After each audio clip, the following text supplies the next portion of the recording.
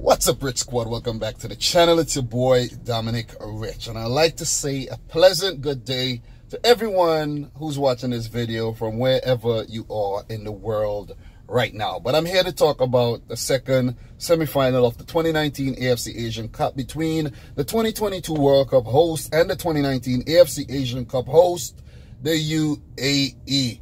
I predicted a 3-1 win for Qatar in this fixture. It ended in a 4-0 win for Qatar. What an emphatic victory. Yesterday's semi-final between Iran and Japan finished in a 3-0 win for Japan. I did predict Iran to win that game 1-0, but the Samurai Blue were rampant and they knocked out Iran, who has not won the tournament since 1976, have not got to a tournament final since 1976 as well. Japan, as we know, are the Asian Cup's most successful team. They have won 4 titles. Iran, they won 3. But for the UAE, they have never won the tournament. I think they got to the final once. And for Qatar, they have never got past, the quarterfinal until this tournament. So they're showing us that, they are no knockovers, and they're looking forward to the 2022 World Cup to show the world, what they're capable of doing. So let's talk about this game, man. 4-0 Qatar. The UAE. Remember, Qatar and the UAE has, diplomatic issues.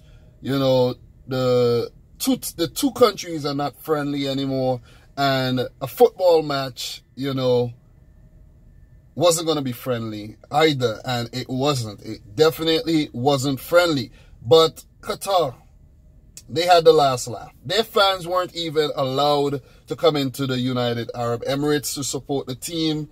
Neither the media, people weren't even allowed to come into the country. So this is Qatar telling the UAE in your freaking face, if you want to put it that way. You don't want to mix politics and football too much, but politics is definitely in football, as we can see all the freaking time. But in this match, 4-0. The first goal was scored by Bulam Kuki in the 22nd minute.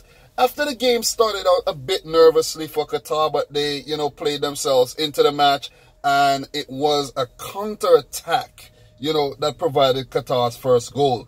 And Bulam Kuki, sent a powerful shot towards the goalkeeper Khaled Isa, who basically dived over the ball. And I was like, this is not Khaled Isa I know.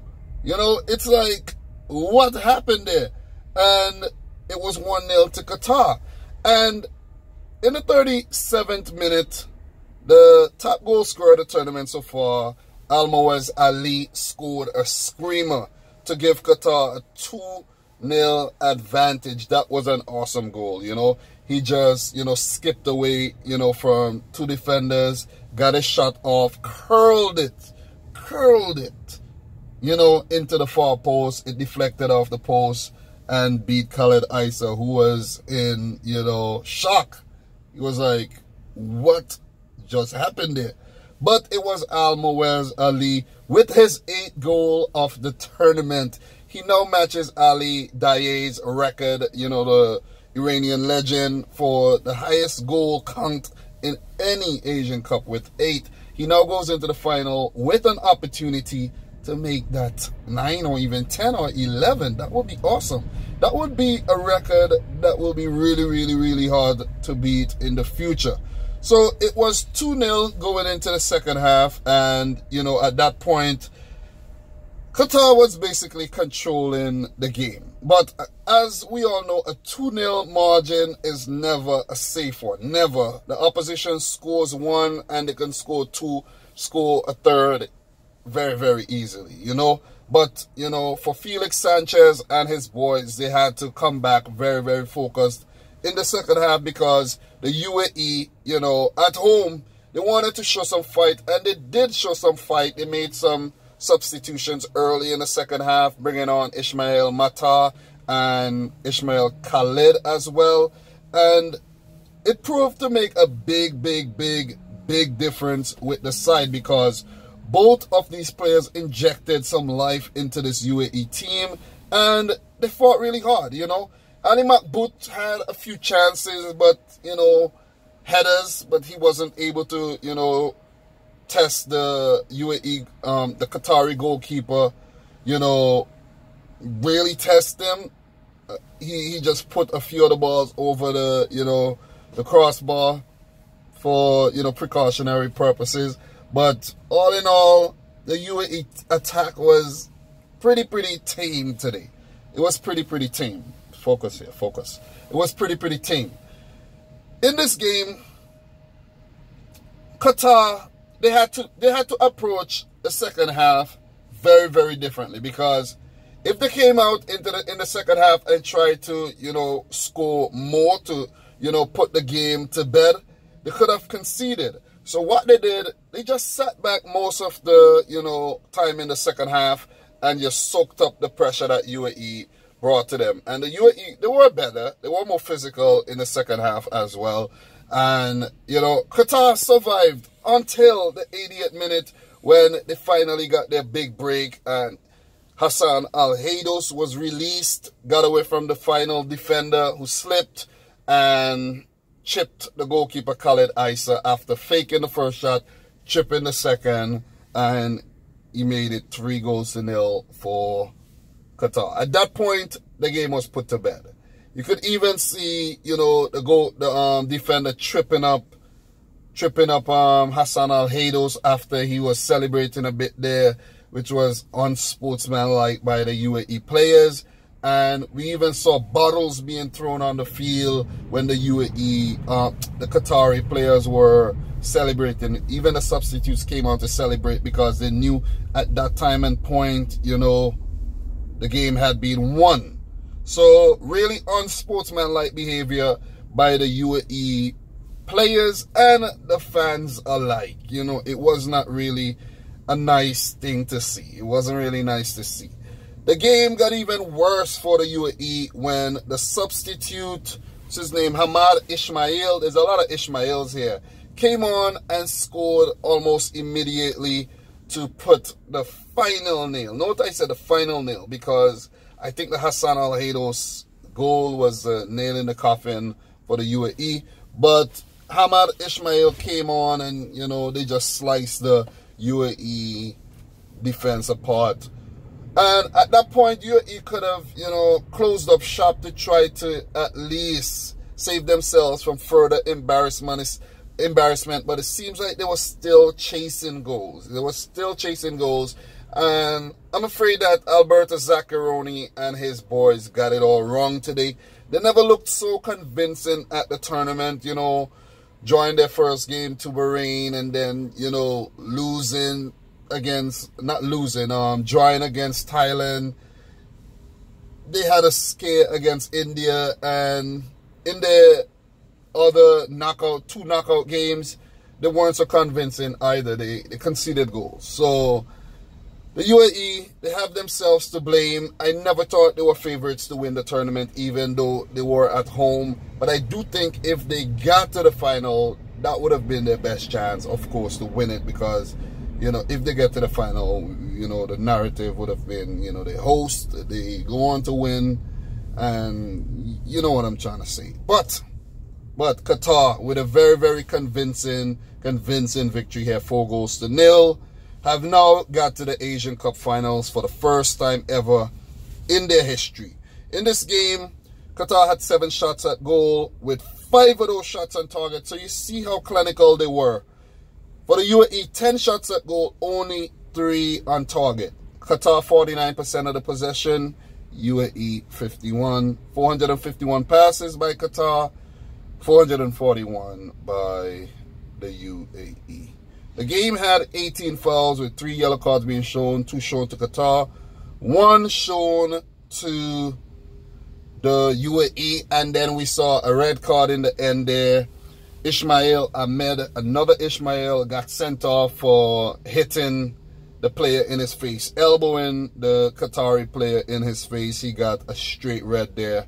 I don't know if he had a yellow card early in the game, but I think that was a straight red, and he got sent off. You know, you could see the unsportsmanlike behavior, the frustration, letting your emotions get the better of you. The UAE had a complete meltdown today. Khaled Isa conceded 4 goals. He have conceded a lot of goals so far at this tournament. And he is no longer in contention to make my team of the tournament. He's off the list. Big time. Definitely off the list.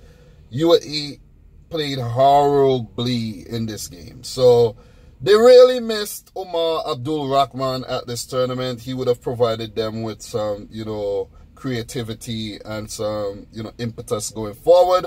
But I'm afraid, his injury came at a very inopportune time for Zayed's Sons. So Qatar, they will go into the final to face Japan. Qatar has now scored 16 goals at the tournament and only conceding 0. Only conceding 0.